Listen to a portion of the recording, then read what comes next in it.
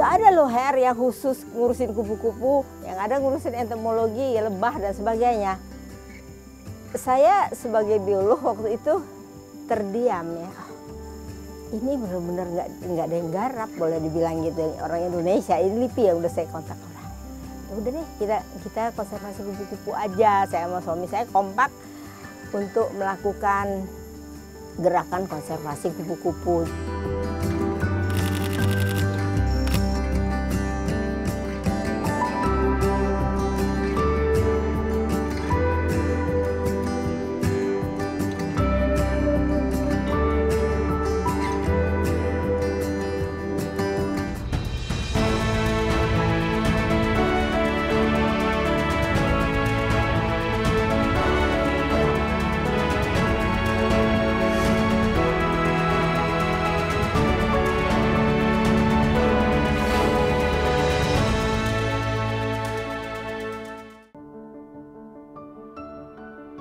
Troides helena atau kupu-kupu Raja Helena, Setosia hypsea atau kupu-kupu renda batik, serta Papilionephilus atau kupu-kupu dengan kombinasi warna sayap hitam dan putih disertai bintik, terbang lalu hinggap di tanaman pakannya saat cuaca cerah.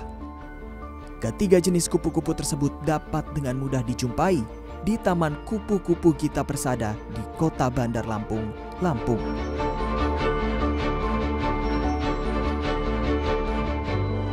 Taman Kupu-kupu Gita Persada didirikan oleh Herawati Soekardi pada 1997.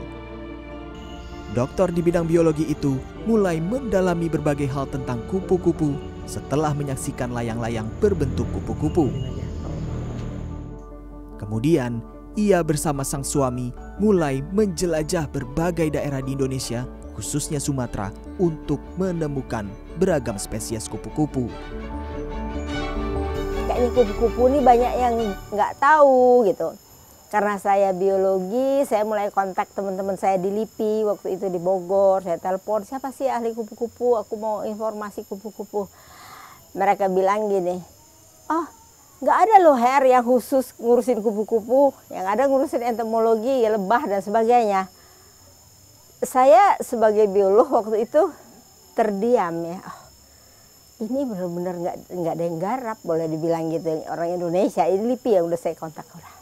Ya udah deh, kita konservasi kupu-kupu aja. Saya sama suami saya kompak untuk melakukan gerakan konservasi kupu-kupu.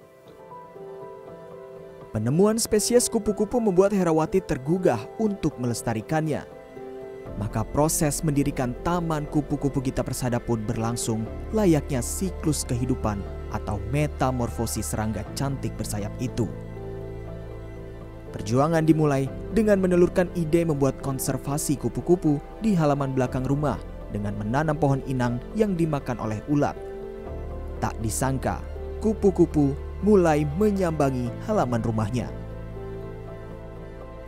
Setelah mendapat sambutan baik dari berbagai kalangan, Herawati bersama suami Ansori Jausal mulai melakukan kerjasama dengan Dinas Kehutanan Provinsi Lampung dan memperoleh lahan di kaki Gunung Betung seluas sekitar 5 hektar untuk dijadikan area konservasi kupu-kupu.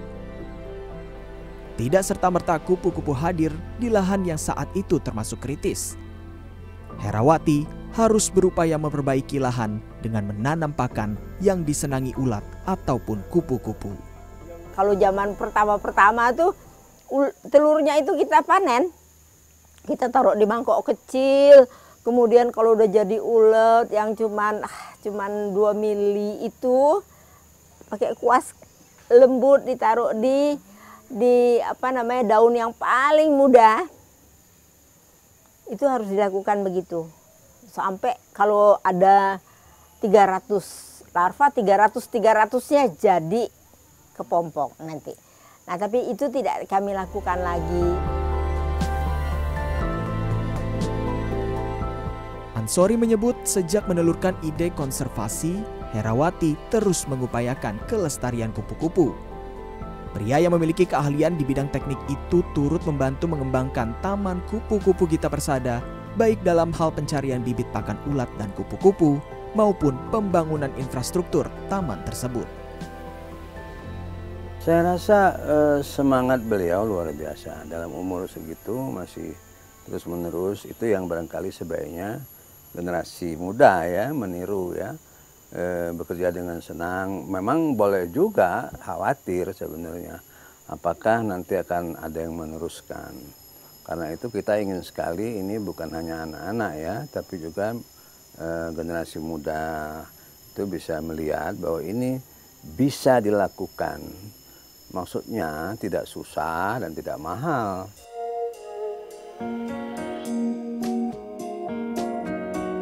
Beberapa tahun berlalu, Herawati pun mulai mendapat bantuan untuk mengelola Taman Kupu-Kupu Gita Persada.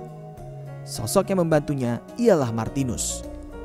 Meski tidak memiliki latar belakang pendidikan di bidang biologi, Martinus tertarik pada serangga dengan sayap beragam warna itu karena hobi memotretnya. Hal ini pun ternyata membantu upaya mengembangkan Taman Kupu-Kupu Gita Persada. Saya sendiri mulai tergabung di sini tahun 2003 dengan membuat si Taman Kupu-Kupu ini daya dukungnya menjadi lebih besar. Kemudian kita juga mencoba menaik kelaskan Taman Kupu-Kupunya menjadi pusat konservasi kupu-kupu di Indonesia.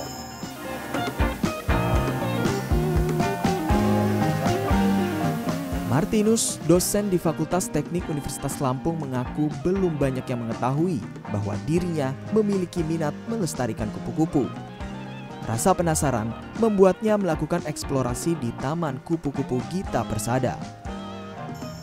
Martinus menyalurkan kecintaannya pada kupu-kupu dengan aktif memotret, memahami jenis tumbuhan yang menjadi pakan ulat ataupun kupu-kupu, juga mempelajari perilaku kupu-kupu.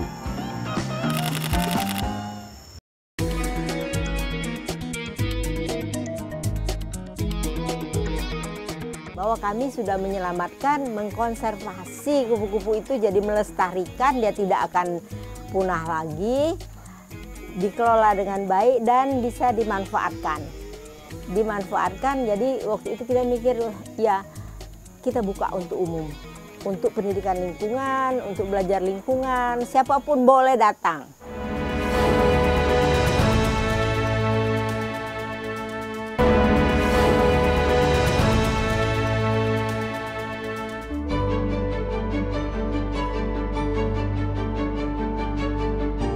Taman Kupu-Kupu Gita Persada terletak di kaki Gunung Betung di Desa Tanjung Manis, Kemiling, Bandar Lampung. Kini, lokasi itu menjadi habitat lebih dari 200 spesies kupu-kupu. Pencapaian tersebut tentu bukan hal yang mudah. Herawati dan Martinus harus merangkak seperti ulat yang akan menjadi kepompong. Perlahan, mereka menemukan metode yang tepat, mencari dan menanam tumbuhan yang sesuai untuk pakan ulat serta kupu-kupu, juga melibatkan tim yang dapat bekerja sama untuk pengembangan konservasi kupu-kupu. Kalau dulu kita bekerja seperti detektif ya, jadi yang kita lihat itu adalah daun bolong. Ya. Daun bolong ini siapa tersangkanya? Ya, kan yang makan daun kan tentu tidak hanya ulat kan, tidak hanya ulat kupu-kupu, ada belalang, ada kumbang-kumbangan, macam-macam yang makan daun. Jadi bagi kita daun bolong itu lebih indah daripada daun yang bagus gitu. Jadi itu kita cari, ketemu ulatnya, sudah ketemu ulatnya dipelihara, sesudah dipelihara ketahuan, oh ini jadi kupu-kupu ini, kita masuk database satu. Tanaman ini dimakan sama ulat ini. Makan, Bu. Proses pengembangan Taman Kupu-Kupu Gita Persada menjadi habitat beragam jenis kupu-kupu pun didukung oleh ilmu pengetahuan yang dimiliki Herawati. Penelitiannya mengenai rekayasa habitat kupu-kupu di Sumatera mengantarnya meraih gelar doktor di bidang biologi. Jadi ada hipotesisnya adalah bahwa kalau kita tanam tanaman-tanaman yang dibutuhkan kupu-kupu, kita perkaya habitatnya, maka kupu-kupu yang ada di Gunung Betung Lampung itu dia akan turun sendiri. Jadi dia akan meletakkan telur-telurnya dan berkembang biak. Nah inilah yang dikatakan konservasi, bahwa kami sudah menyelamatkan, mengkonservasi kupu-kupu itu jadi melestarikan, dia tidak akan punah lagi, dikelola dengan baik dan bisa dimanfaatkan. Jadi waktu itu kita mikir, ya kita buka untuk umum, untuk pendidikan lingkungan, untuk belajar lingkungan, siapapun boleh datang. Jadi kami buka setiap hari.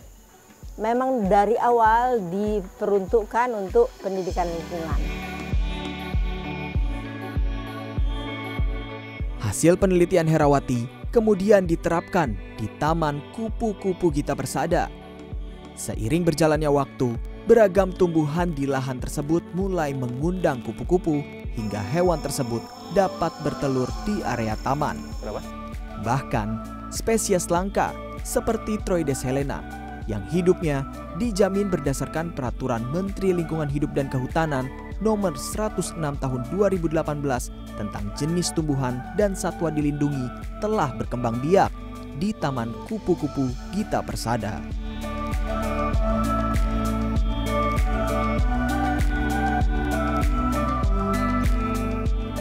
Selain menjadi tempat pelestarian, Taman Kupu-Kupu pun hadir sebagai area konservasi kupu-kupu dan dimanfaatkan oleh mahasiswa sebagai tempat penelitian.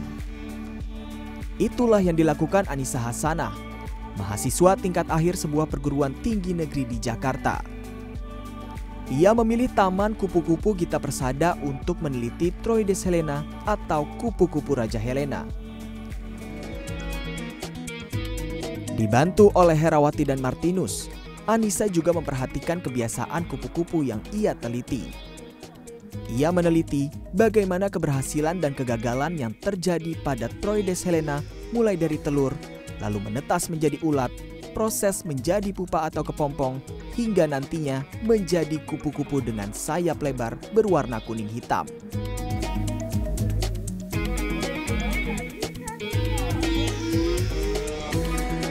Menurut Anissa, proses penelitiannya tidaklah mudah.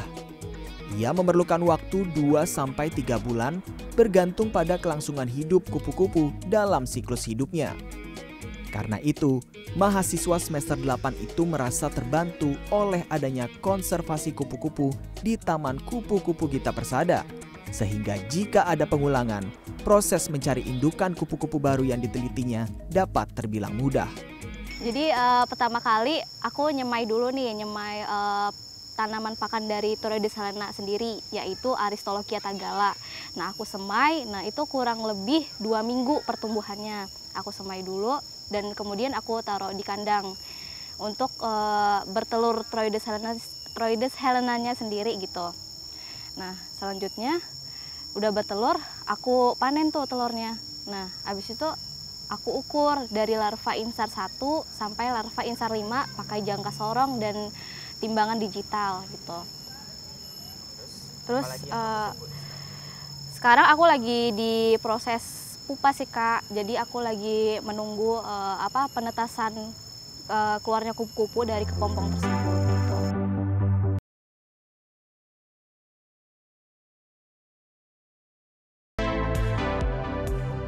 Biaya pengelolaan Taman Kupu-Kupu diakui Herawati tidaklah sedikit. Puluhan juta rupiah harus dikeluarkan setiap bulan untuk biaya perawatan dan gaji pengelola. Untuk itu, Taman Kupu-Kupu Gita Persada juga dibuka bagi masyarakat umum yang ingin berwisata. Dengan tarif Rp10.000, wisatawan sudah bisa menelusuri lahan konservasi kupu-kupu seluas 5 hektar itu untuk melihat fase hidup kupu-kupu atau sekedar menyaksikan beragam kupu-kupu yang berterbangan bebas di area taman. Area museum juga bisa menjadi pilihan bagi pengunjung.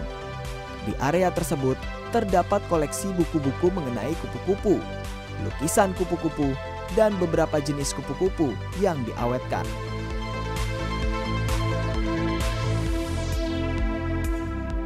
Sebenarnya yang ngajak saya kesini tadi itu saya sendiri sebenarnya. Soalnya teman-teman saya tuh udah pada kesini semua. Saya lihat foto-foto mereka tuh kayak bagus gitu. Jadi saya pengen saya juga jadi kayak pengen foto dan ngelihat juga kayak Taman Kupu-Kupu tuh kayak apa gitu. Ternyata setelah saya lihat Taman Kupu-Kupu ini juga asik, bagus gitu. Jadi saya juga bisa melihat berbagai kupu-kupu, mulai dari berbagai warna yang cantik, dan juga lingkungan yang bisa membuat mata kita itu cerah gitu ngelihatnya.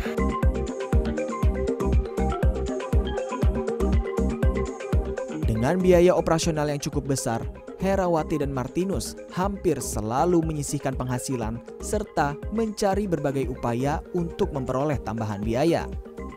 Hal tersebut dilakukan agar Taman Kupu-Kupu Gita Persada bisa terus melestarikan kupu-kupu.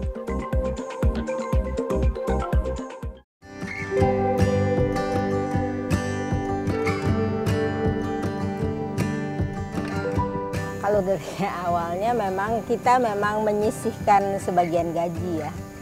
Jadi karena saya bekerja, suami saya bekerja, dan ada bonus insentif barangkali dari pekerjaan itu. Yang itu yang dipakai, jadi setengah gaji lah dipakai untuk itu dan cukup ya. Jadi kita bekerjanya tidak sekaligus gitu kan, bertahap, sedikit-sedikit.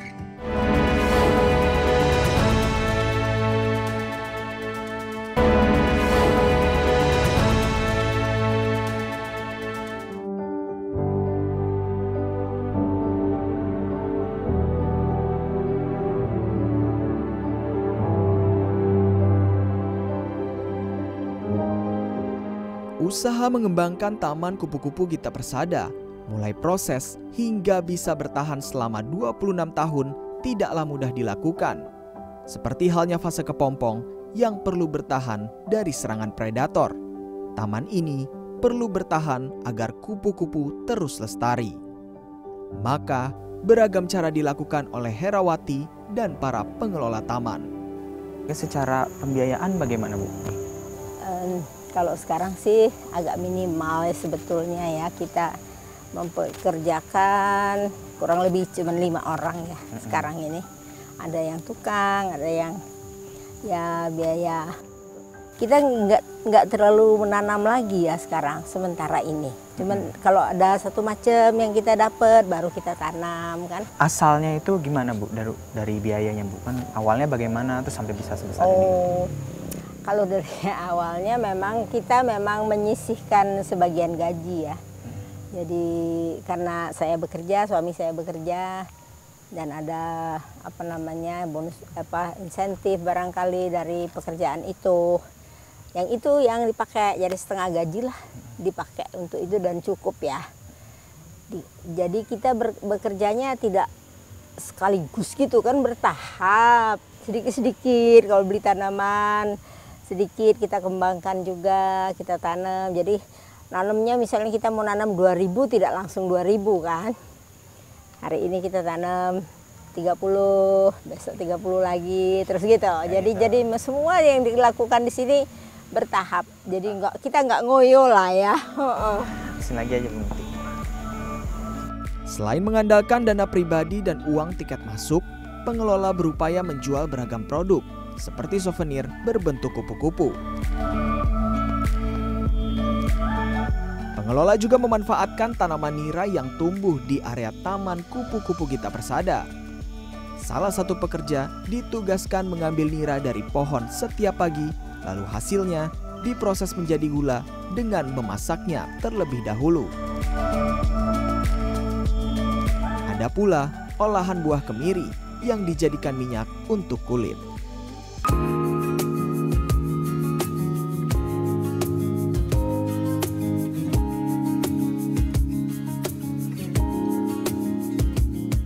Sebagian area Taman Kupu-Kupu merupakan milik pribadi Herawati dan sang suami Ansori. Untuk memperluas penangkaran dan lahan habitat kupu-kupu, keduanya memperjuangkan agar Dinas Kehutanan Provinsi Lampung bisa turut bekerja sama. Dengan kesepakatan, lahan seluas 5 hektar dari Tahurawan Abdurrahman bisa menjadi bagian dari Taman Kupu-Kupu Gita Persada. Menurut Kepala UPTD Tahurawan Abdurrahman Eni Puspasari, Kehadiran Taman Kupu-Kupu Gita Persada memang sejalan dengan fungsi Tahura. Karena itu, pihaknya mempercayakan lahan tersebut kepada Herawati melalui Yayasan Sahabat Alam yang menaungi Taman Kupu-Kupu Gita Persada.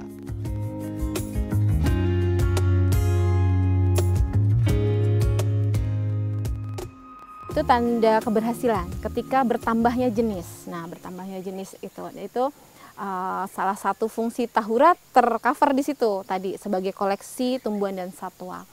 Nah, di sisi lain secara ekologi berarti juga dia sudah berhasil karena nggak mungkin kupu-kupu itu bisa datang kalau habitatnya nggak sesuai. Sejak berdiri pada 1997, Taman Kupu-Kupu Gita Persada awalnya hanya menemukan 7 spesies kupu-kupu. Kini, tak kurang dari 200 spesies pernah berkembang biak di taman ini. Beberapa di antaranya, Troideselenia langka, kupu-kupu sayap biru Papilioperanthus, dan kupu-kupu endemik Indonesia seperti Papilionephelus dapat ditemukan di taman itu. Untuk membuktikan keberadaan beragam spesies tersebut, Martinus yang memiliki hobi fotografi rutin berburu kupu-kupu di area taman dan memotretnya sehingga jenis atau spesies kupu-kupu terdata serta dapat dibuktikan keberadaannya. Untuk kalau pendokumentasian atau semacam data gitu untuk spesies atau jenis, seberapa sulit gitu Pak untuk menemukan dari caranya foto-foto ini Pak Martinus yang lakukan ini? Tidak sulit kalau di sini ya, tapi time consuming tentunya. Karena sekali lagi life cycle-nya si kupu-kupu ini kan lebih banyak fasenya telur, ulat, dan kepompong.